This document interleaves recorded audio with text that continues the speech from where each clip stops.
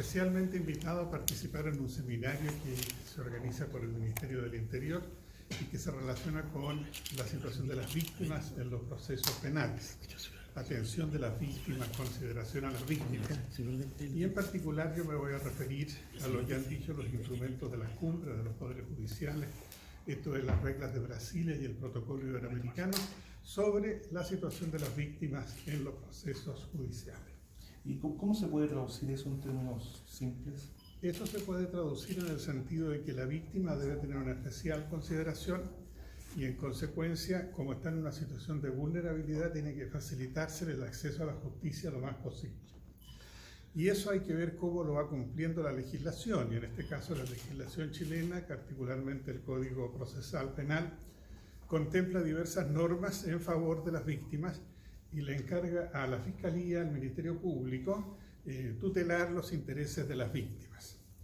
Muchos han alzado su voz para pedir que exista una defensoría de las víctimas, a la manera como existe la Defensoría Penal Pública, que se encarga de asistir a las personas que están en proceso de, digamos, de cuestionamiento ante los tribunales, y ellos tienen esta prestación directa del Estado. Entonces hay quienes postulan que también las víctimas deberían tener. Ministro, ¿cómo ven, por ejemplo, en ese mismo caso, antes de ir a otro tema, la divulgación de testimonios, declaraciones que entregan víctimas a las policías que luego son difundidas ampliamente? ¿Eso no entrega certeza ni seguridad a las víctimas que entregan su testimonio? ¿Cómo lo ven aquello? Porque hoy día la sanción es muy leve, incluso ni se investiga de repente. Claro, el tema está en que hay un momento en que no es fácil mantener la reserva de las declaraciones que hacen las personas, particularmente si son las víctimas. Entonces, eso queda un poco al buen criterio, queda así se ha pedido reserva y esa reserva ha sido establecida. En definitiva, no se puede asegurar de ninguna manera que esto quede en una reserva tan absoluta. Entre otras cosas, porque cuando pasemos al juicio propiamente tal, la defensa va a exigir como uno de los antecedentes fundamentales saber qué es lo que se dijo para poder rebatir y de esa manera desarrollar la teoría del caso. Entonces, esa reserva y esa protección se mantiene, digámoslo así, hasta cierto punto. Ministro, en algún momento el presidente de la República incluso cuestionó el rol de los jueces y dijo que dictaban sentencias equivocadas. ¿Usted, después de esa declaración del presidente, se logró reunir con él? ¿Pudieron conversar respecto al tema? No se pudo conversar respecto de ese problema. Y a propósito de ello, yo señalé en alguna entrevista que sería deseable que si se tienen los nombres de aquellos jueces que están fallando contra ley o sin respetar la ley, sería bueno iniciar el procedimiento que permite establecerlo de esa manera y eventualmente, si fuera del caso, dejarlo fuera del Poder Judicial. Ministro, de la contingencia, ¿cómo pone fin la Corte Suprema a esta disputa, a esta polémica con el Tribunal Constitucional y a estas críticas que han surgido en los últimos días? A ver, la verdad es que no existe ninguna polémica con el Tribunal Constitucional. Existe una diferencia de puntos de vista, diferencias de opiniones, a raíz de una sentencia, a raíz de diversas cuestiones, ¿no es cierto?, de diversos planteamientos, pero en particular, y entiendo que eso, por eso me pregunta usted, a raíz de una sentencia dictada por la tercera sala de la Corte Suprema. Esa sentencia no es por unanimidad, es por mayoría. Y dentro de la mayoría hay un voto particular de uno de los ministros, que es el presidente de esa sala, que se explaya en mayores argumentos en favor de la tesis. Pero lo fundamental del asunto es que el recurso de protección fue denegado. O sea, no se acogió el planteamiento que quería dejar sin efecto la sentencia del Tribunal Constitucional, o a lo menos ordenarle que nunca más se pronunciara sobre este tipo de asuntos. No sé si exactamente nunca más, pero lo sucesivo no se pronunciara sobre este tipo de asuntos. Y respecto de esto, la sentencia dice expresamente que ello no es pertinente porque no se podría avasallar la independencia del Tribunal Constitucional, y la sentencia reconoce la independencia del Tribunal Constitucional. El punto está en que la sentencia sostiene que es posible que una sentencia a su vez del Tribunal Constitucional pueda ser motivo de un reclamo a través del recurso de protección, y eso tendría que verse en una Corte de Apelaciones. Pero ese que es un punto de vista, tiene que pasar en cada caso concreto porque la Corte de Apelaciones respectiva lo admita a tramitación, lo tramite y eventualmente, ¿no es cierto?, se apele ante la Corte Suprema. El sistema legal permite estas dos vías, entonces nadie está saltándose las vías legales ni constitucionales. Y a mí me parece que el Tribunal Constitucional está en su perfecto derecho de expresar su opinión. Lo que ha hecho el tribunal es una declaración pública, no una sentencia, de expresar su opinión, lo que los señores ministros de ese tribunal estiman y reclamar por lo que ellos, ¿no es cierto?, piensan que es un atropello. Pero en rigor es la expresión de los jueces que están fallando, y a los jueces que están fallando uno no puede ni siquiera sugerirle cómo tienen que fallar. Aquí no hay un conflicto entre el TC y la Corte Suprema, no estamos hablando de una batalla, de una guerra, como se habló en algunos medios hace poco ahora. Ni batalla ni guerra, es simplemente diferentes puntos de vista. Pongámoslo al revés. La Corte Suprema ha estimado ahora a través de otra sala que es pertinente la tutela laboral en el caso de personas que prestan servicios en el sector público. Esto está establecido en el Código del Trabajo y el sustento final de esta posición es que el Código del Trabajo es el gran león de fondo para todos los trabajadores y que quienes presten servicio en el sector privado y en el sector público son en último término trabajadores y que no procedería que los trabajadores del sector público no tengan derecho a esta tutela laboral. Y esta tutela laboral se produce o tiene lugar o corresponde cuando se ha infringido un derecho constitucional del trabajador. El Tribunal Constitucional estima lo contrario y los excluye de esta posibilidad. Y así lo ha declarado e incluso ha hecho referencia a una inaplicabilidad, en algún caso, por lo menos una inaplicabilidad relativamente genérica. Eso es una discrepancia de opiniones de jueces de un alto nivel que están planteando las cosas desde puntos de vista diferentes. Ministro, ¿dónde está la diferencia? ¿Dónde está el límite entonces entre el accionar del Poder Judicial y el del Tribunal Constitucional? Se lo pregunto porque ya los parlamentarios han reclamado que el Tribunal Constitucional se ha levantado como un cuarto poder derechamente del Estado. ¿Dónde está el límite? ¿Quién está o quién tiene supremacía sobre el otro? Yo creo que, primero, no estoy en condiciones de decir exactamente dónde está el límite. Segundo, yo creo que no es un tema de límites, sino que es un tema de facultades. La Constitución le da determinadas facultades al Tribunal Constitucional y nadie puede tratar de invadir esas facultades que son propias, como declarar la inaplicabilidad respecto de una causa determinada y luego, ¿no es cierto?, eventualmente la inconstitucionalidad cuando hay repetición de las inaplicabilidades y las demás facultades que son propias de ese tribunal. La Constitución establece que quien estime que se ha vulnerado alguno de los derechos enumerados en el artículo 20 de la Carta Fundamental, puede recurrir a la Corte de Apelaciones para que la proteja. Y ese es el recurso de protección, mal llamado recurso, porque en rigor es una acción constitucional, y de eso se puede apelar ante la Corte Suprema. Entonces son facultades que ejerce uno, facultades que ejerce otro. Yo entiendo que siempre hemos tratado de ejercerlas sin invadir lo del otro, pero llega un momento en que se le plantean al tribunal algunas cuestiones y tiene que decidir. Y en eso, ¿no es cierto?, puede sentir el otro que están impedidas sus atribuciones. Entonces hay un problema sistémico. ¿Eso está pasando ahora? Yo creo que no. Yo creo que no, porque el recurso fue rechazado. Ministro, ahora, ¿por qué el Tribunal Constitucional ha tomado tanto protagonismo en el último tiempo respecto de algunos casos donde la ciudadanía tampoco lo ve como que fuese un gran protagonista? Sin embargo, se transformó en una piedra en el zapato para la Corte Suprema del Tribunal Constitucional. Mire, yo no sé si habrá tomado demasiado protagonismo en este último tiempo. Yo creo que hace su papel, y su papel tiene que ver con cuestiones muy importantes para la vida de la República, que tiene incidencia en los procesos legislativos y en los procesos judiciales. En rigor, para nosotros no nos produce mayor problema, salvo que las suspensiones de procedimiento que decreta el Tribunal Constitucional a veces ocupan mucho tiempo, se extienden por mucho tiempo. Entonces puede pasar un año, puede pasar más de un año que una causa está suspendida, no se puede ver, no se puede tramitar, e incluso tenemos casos en que tenemos nosotros el acuerdo, nos falta firmar la sentencia. y llega la orden de suspensión emitida por el Tribunal Constitucional, no porque quiere, por cierto, sino porque un particular ha recurrido y le ha planteado fundamentos plausibles para ello y el tribunal lo ordena. Tampoco digo yo que el Tribunal Constitucional se demore porque quiere, sino que es tanta la carga de trabajo que en definitiva no puede hacerlo antes.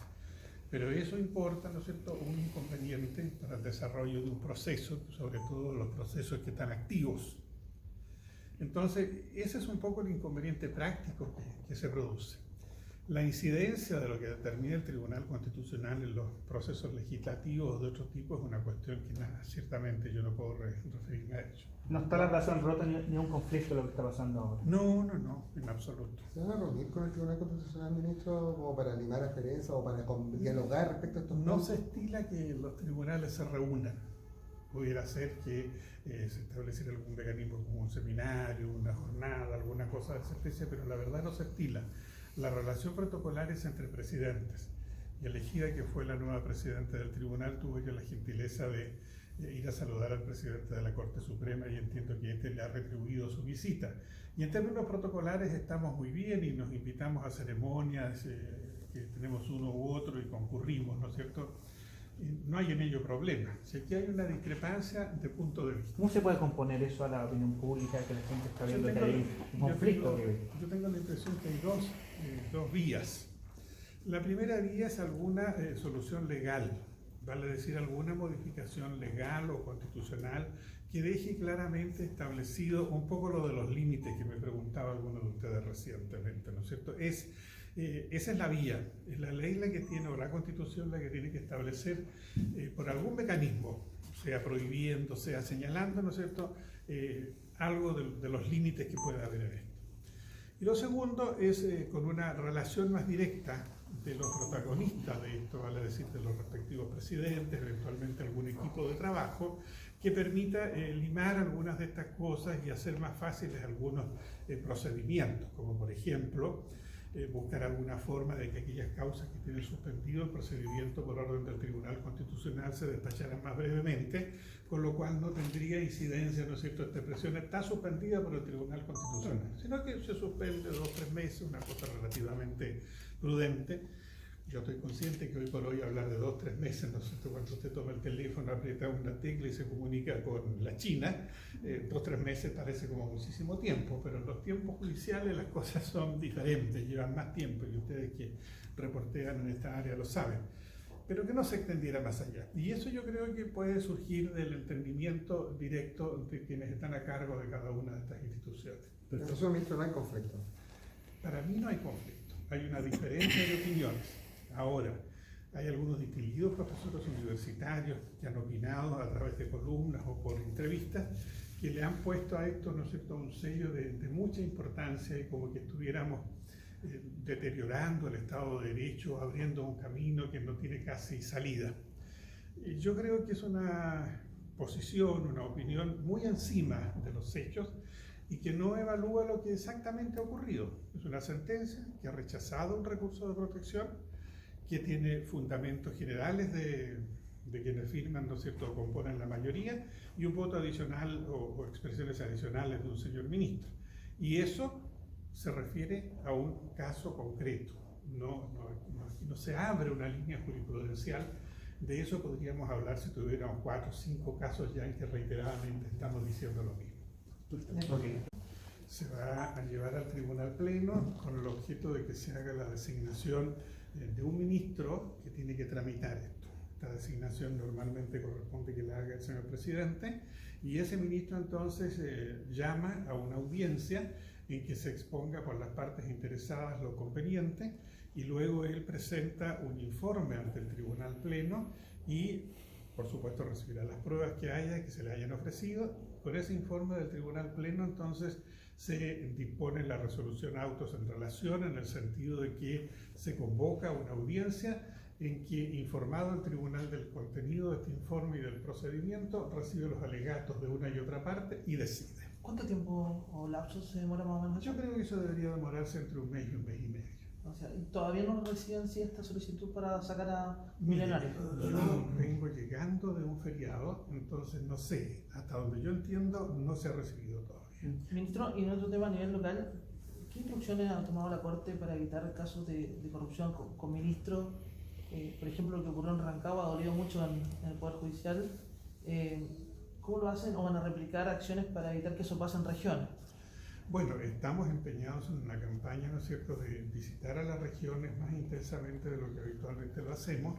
Hemos reeditado todo lo que son las normativas relativas a la cuestión ética, de manera tal de que se vuelva a colocar, ¿no es cierto?, sobre la mesa, y estamos en conversaciones constantes sobre esto y estamos solicitando informes a cada cuestión mínima que aparece, ¿no es cierto?, informe para que se haga el procedimiento que corresponda, se instruya el sumario, qué sé yo, lo que sea pertinente en forma inmediata. Entonces estamos muy alertas y tratando de reaccionar lo más pronto posible. Ahora, no podemos transformar esto, ¿no es cierto?, en una cuestión demasiado odiosa, porque en el caso de Rancagua, desgraciadamente, fueron 3 colegas los que quedaron involucrados en esto, frente a un número de 1000 jueces o más de 1000 jueces, lo hace una minoría, muy minoría, y tampoco podemos cargarle la mano a los funcionarios que en su gran mayoría, somos más de 12.000 en el Poder Judicial, están cumpliendo sus labores adecuadamente. ¿Pero qué principios afectan la credibilidad? Bueno, ahí está, digamos, de nuevo el principio de la probidad cuando la gente comete este tipo de infracciones y enseguida la incidencia que tiene internamente, ¿no es cierto?, baja la moral del personal, aquella gente que llega a su hora, que hace su trabajo, que lo hace cuidadosamente, se siente afectada por una situación como esta, legítimamente afectada, y el público entra en la desconfianza. Y si a esto le suma a usted, ¿no es cierto?, que muchas veces algunos medios de comunicación, ¿no es cierto?, exageran la nota, pero también lo que es más terrible e incontrolable es que en las redes sociales, bajo un cierto anonimato, uno puede decir de todo. Entonces se puede generar la idea, ¿no es cierto?, de que aquí son todos corruptos, todos vendidos, ¿no es cierto?, todos acosadores, etc. Y la verdad es que no es así en la realidad. Pero ¿cómo es de que en definitiva la corrupción haya tocado a todas las instituciones del Estado? No lo entendí bien. De que en definitiva todas las instituciones hoy día del Estado están siendo cuestionadas por temas de corrupción. Bueno, sí, que lo que pasa es que en toda institución uno tiene que tener presente que puede haber, ¿no es cierto?, algún problema. Por eso es que en las instituciones tenemos fiscalía, grupos de supervisión, contralorías, como quiera usted llamarlo, que están justamente a cargo de revisar los procedimientos y los comportamientos para una, diría yo, cantidad de irregularidades normales. Cuando esto deja de ser normal, ahí yo hablaría realmente de corrupción. Okay. Si a mí me dicen, mire, hay 2 jueces en Chile o 3 jueces que tienen procedimientos por acoso sexual, yo no, aparte de molestarme, por supuesto, y pensar de que se han impartido las instrucciones para corregirlo, no me altero mucho. Si me dicen son 50, ya estamos hablando de otra cosa. Ministro, otro tema muy particular de Puerto Montt, se ha solicitado por mucho tiempo una segunda sala para esta corte. ¿Cuándo se va a resolver? Porque ya es de larga data este problema. Bueno, la solicitud de salas no es solo de la Corte de Puerto Montt, sino que también de otras cortes, y eso tiene que resolverse en función de la carga de trabajo, en función de las nuevas cargas que pueden llegar si se abre una segunda sala o tercera en otros casos, y en función de los recursos. Y se va solucionando en la medida que van confluyendo todos estos factores. Yo entiendo que acá tenemos un problema de recursos, porque se necesita más personal de ministros, se necesita más personal auxiliar, ¿no es cierto?, asistente, y además instalación del propio edificio, etc. O sea, hay varios problemas de ese tipo. Y hasta donde yo entiendo, no está todavía en carpeta la solución o la instalación de una segunda sala en la Corte de Puerto Montt. Pero ¿cómo se entiende que, por ejemplo, Valdivia, que tiene menos carga laboral, tenga 2 salas? Bueno, hay problemas de distribución o de instalación de las salas o del número de tribunales en varias partes en Chile. Entonces, periódicamente se hace un análisis de esto y se llega a alguna conclusión. Eso deriva de que en algún momento algunas cortes o algunos tribunales tuvieron más carga de trabajo y se quedaron así. O bien de que cuando se hizo el cálculo se hizo mal. Ahora, instalar una sala, instalar una corte, instalar un juzgado requiere ley. Y eso también es gravitante, porque no tenemos todavía la facultad de, por ejemplo, decir, mire, la Corte Suprema hará, ¿no es cierto?, la instalación de una nueva sala con tales y cuales estudios previos. No lo tenemos. Y si no lo tenemos, tenemos que necesariamente plantearlo ante el gobierno y el gobierno tiene una larga lista de prioridades y tiene que colocarlo como proyecto de ley, etc. O Entonces, sea, la segunda sala del portamón no está ni siquiera como proyecto. por ahora no. Muchas gracias. Ministro.